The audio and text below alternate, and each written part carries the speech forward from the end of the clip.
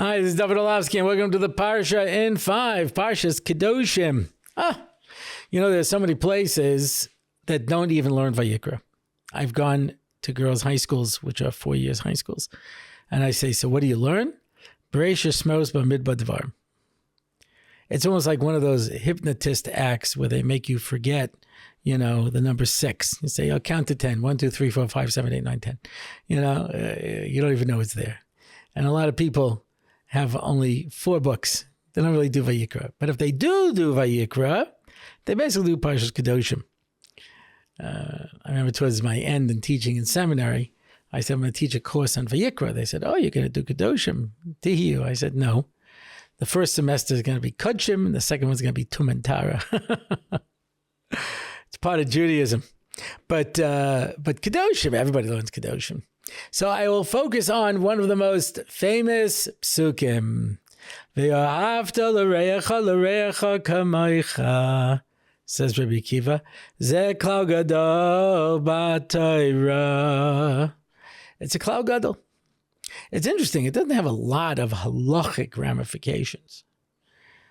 Basically, when you kill somebody, you should always give them the nicest death because ואהבת לרעך כמוך. But it's a klal gadol because it applies to everything. And that's why Hillel restated it when he said, anything that is that you find detestable, don't do it to anybody else. Treat people the way you'd want them to treat you. This is an important concept.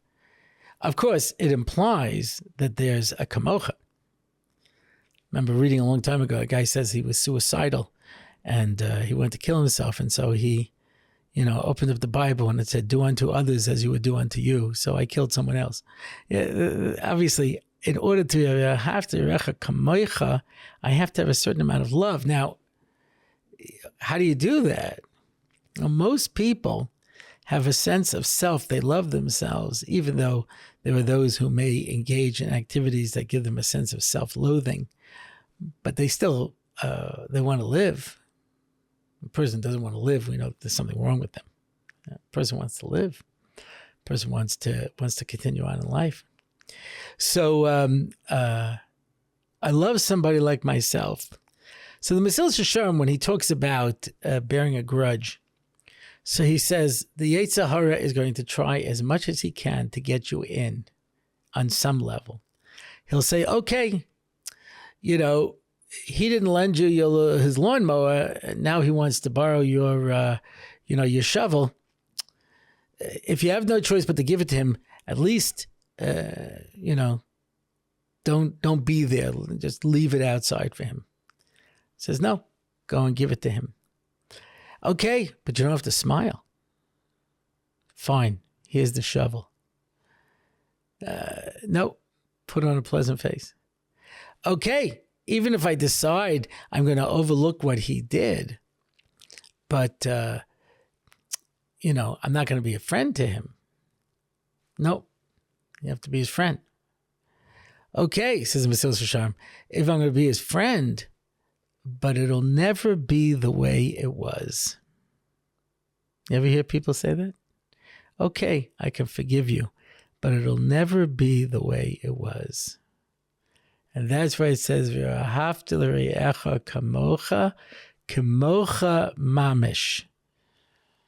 That he has to be as much of a part of your life as you are. It takes all kinds of people to make a world. And there are people who are limited. Just a fact.